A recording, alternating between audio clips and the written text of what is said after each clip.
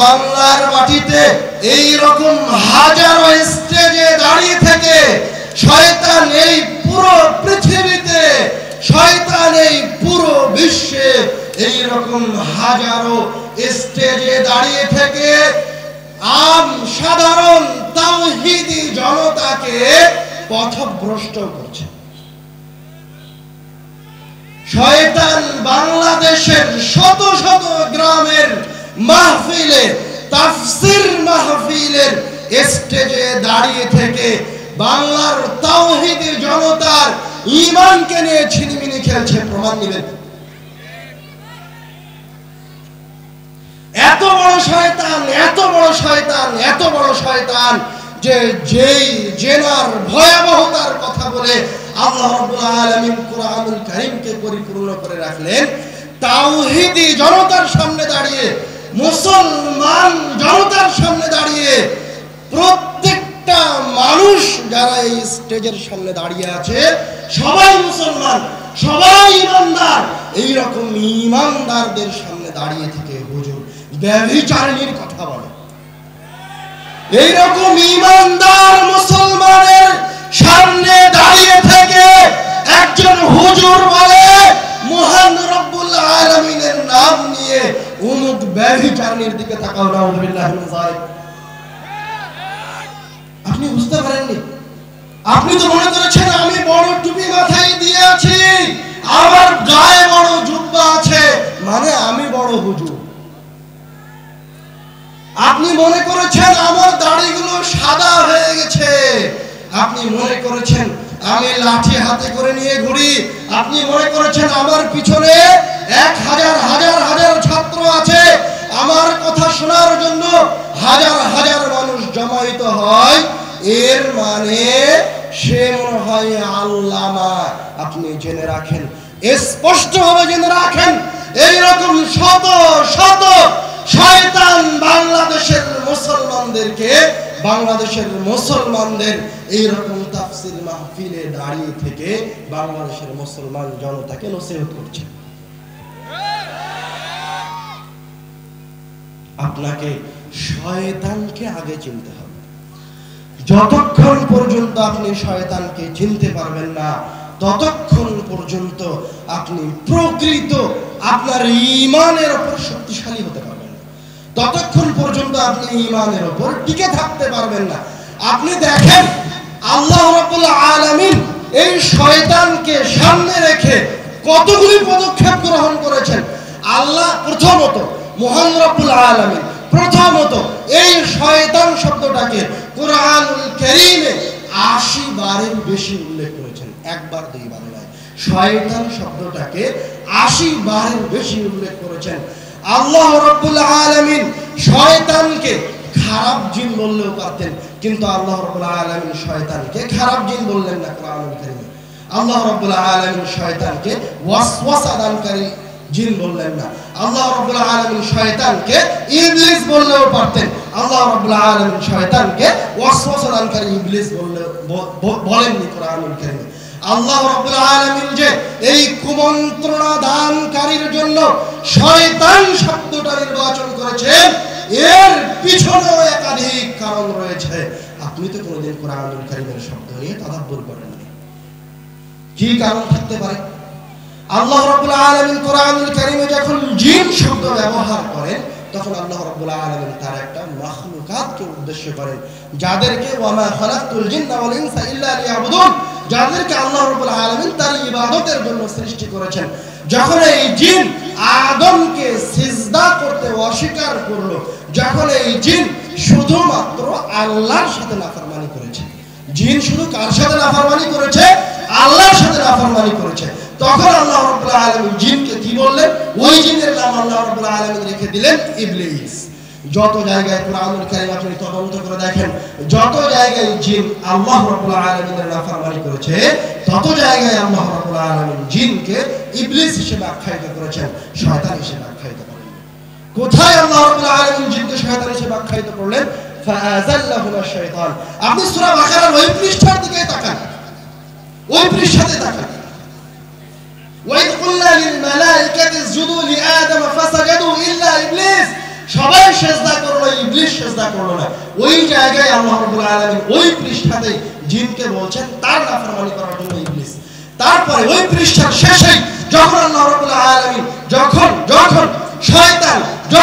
শয়তান আদম আর হাওয়াকে পথভ্রষ্ট করলো, তখন আল্লাহ রাব্বুল আলামিন বলেন ফাআযাল্লাহুমা শাইতান, এই কথা বললেন না ফাআযাল্লাহুমা ইবলিস। আল্লাহ রাব্বুল আলামিন শয়তানের সাথে আপনাকে কিভাবে পরিচয় করে দিয়েছে আপনি কোনদিন তাদাব্বুর করে দেখার প্রয়োজন মনে করেন?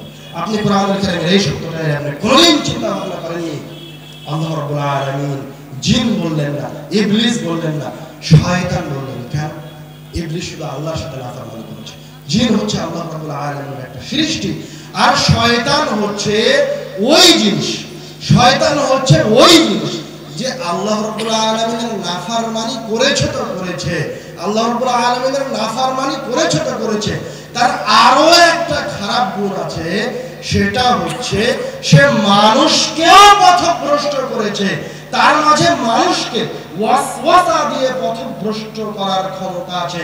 এই জন্য আল্লাহ রাব্বুল আলামিন তার নাম রাখলেন শয়তান।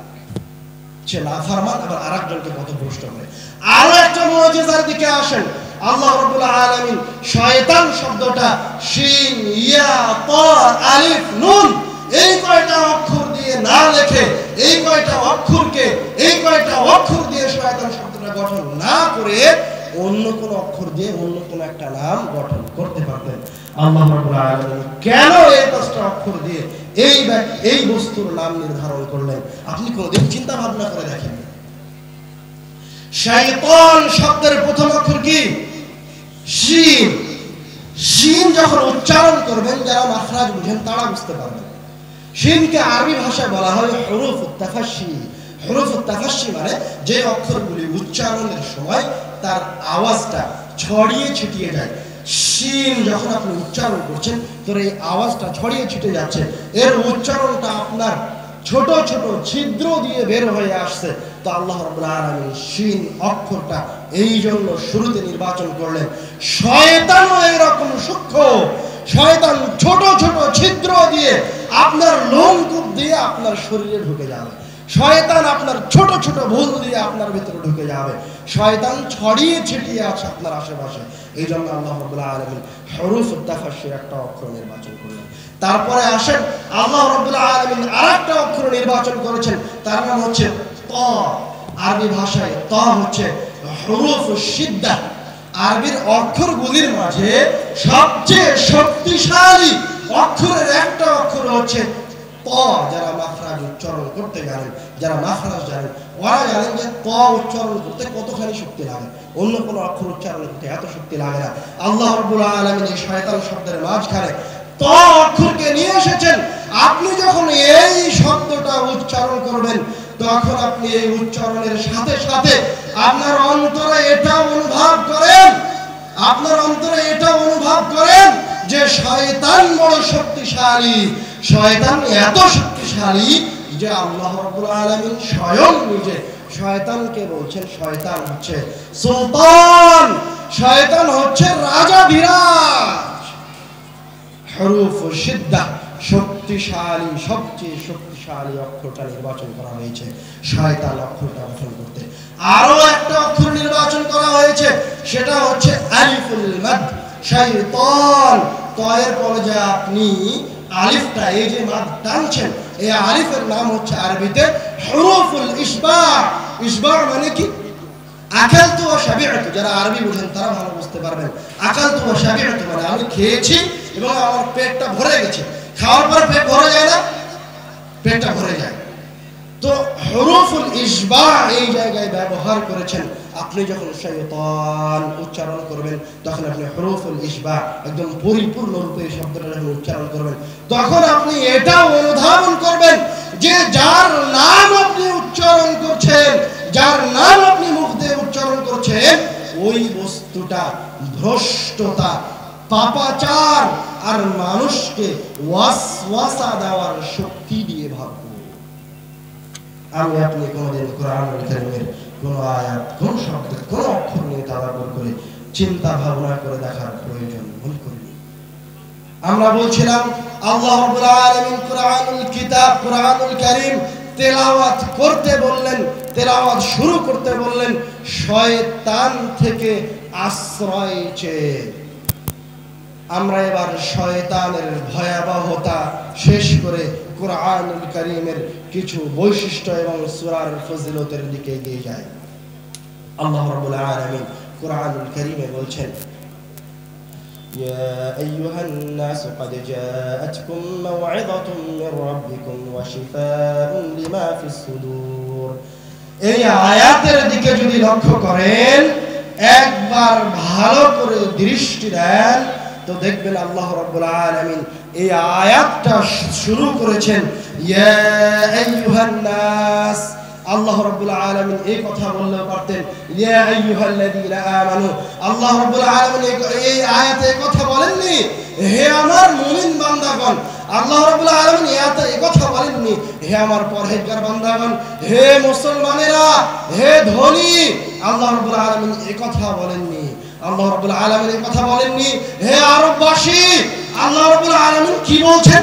আল্লাহ রাব্বুল আলামিন আপনাকে আহ্বান করছেন, বলছেন যে হে অজপাড়া গায়ের মূর্খ ব্যক্তি, হে কৃষক, হে মুচি, হে ভ্যান চালক, হে রাজা প্রজা, আরব অনারব, তোমরা সবাই শোনো, ক্বাদ জাআতকুম মাও'ইযাতুম মির রাব্বিকুম।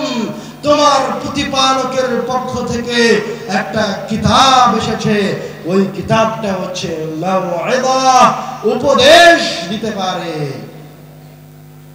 হে ইহুদি, খ্রিস্টান, নাস্তিক, বৌদ্ধ, হিন্দু, মুসলমান, ঈমানদার, বেঈমান, তোমরা শোনো, তোমাদের কারো যদি কোনো প্রকার উপদেশের প্রয়োজন হয় তাহলে তোমরা এই কিতাবের কাছে আসো।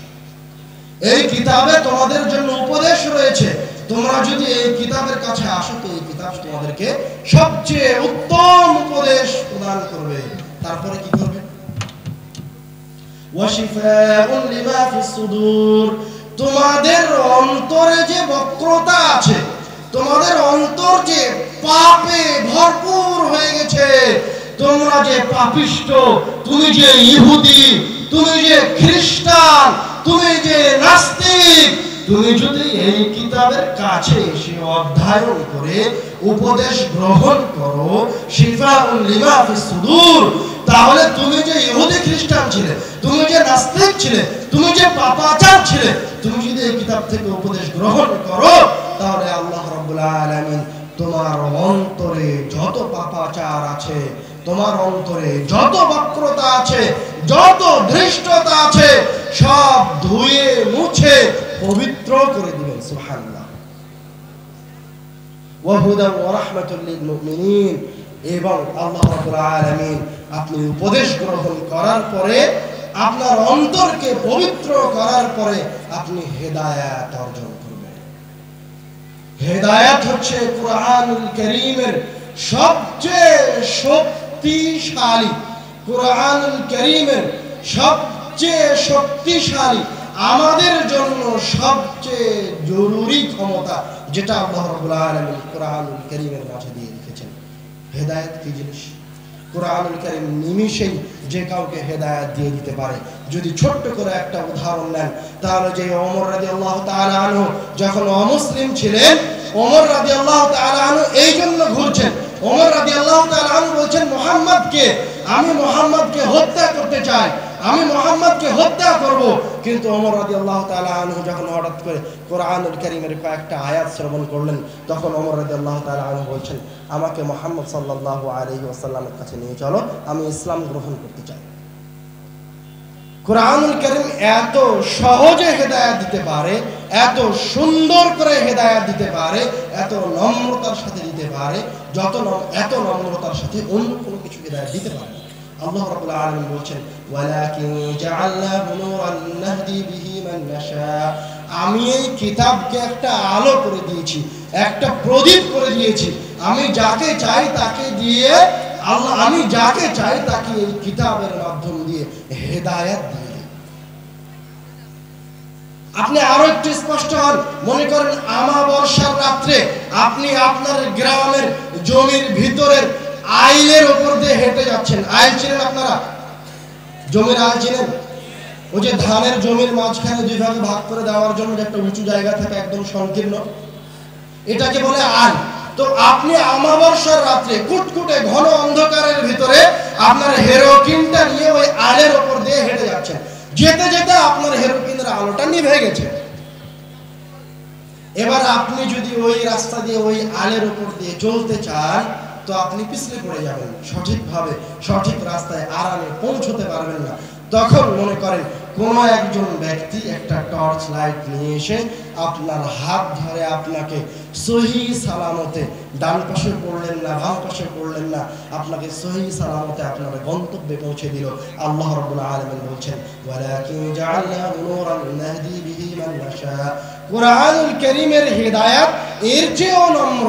আপনি এই কিতাবের কাছে আসেন, এই কিতাবের আয়াত তেলাওয়াত করেন, এর চেয়েও সহজভাবে আল্লাহ রাব্বুল আলামিন আপনাকে জান্নাতে পৌঁছে দিবেন। এবার আসেন কুরআনুল কারীমের কিছু সূরার ফজিলতের দিকে। عن عقبة بن عامر رضي الله تعالى عنه قال خرج رسول الله صلى الله عليه وسلم ونحن في الصفة। রাসূল সাল্লাল্লাহু আলাইহি ওয়াসাল্লাম তার বাড়ি থেকে বের হলেন, আমরা মসজিদে নববীর বারান্দায় বসে আছি। রাসূল সাল্লাল্লাহু আলাইহি ওয়াসাল্লাম আমাদেরকে এসে বলছেন আফালা ইয়াগদু আহাদুকুম ইলা রাসূল সাল্লাল্লাহু আলাইহি ওয়াসাল্লাম আমাদেরকে এসে বললেন তোমাদের মাঝে কি এমন কেউ আছে যে বুধান অথবা আতিক নামক বাজারে গিয়ে কোনো প্রকার পাপ কাজে লিপ্ত না হয়ে আত্মীয়তার সম্পর্ক ছিন্ন না করে এই দুইটি বাজারে গিয়ে ফ্রিতে বিনামূল্যে সবচেয়ে দামি উঁচু কোচ বিশিষ্ট দুইটি উটনিকে নিয়ে আসবে? তোমাদের মাঝে কি এরকম কেউ আছে যে এইরকম বড় পুরস্কার পেতে চায়? তখন সাহাবায়ে কেরাম বলছেন কুল্লুনা নুহিব্বু যালিকা ইয়া রাসূলুল্লাহ, হে আল্লাহর রাসূল আমরা সবাই তো এটা ভালোবাসি, আমরা সবাই তো এটা চাই, ফ্রিতে বিনামূল্যে সবচেয়ে দামি দুইটি উটনি পাওয়া যাবে।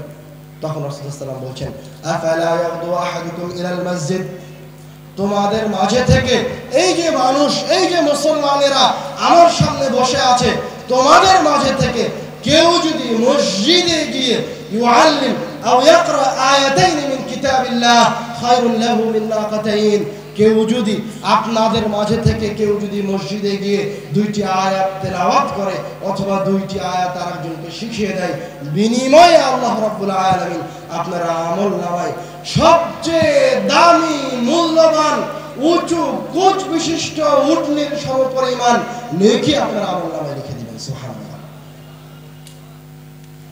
তারপর রাসূল সাল্লাল্লাহু আলাইহি ওয়াসাল্লাম বলছেন وثلاث خير من ثلاث واربع خير له من اربع ومن اعدادهن من الابل।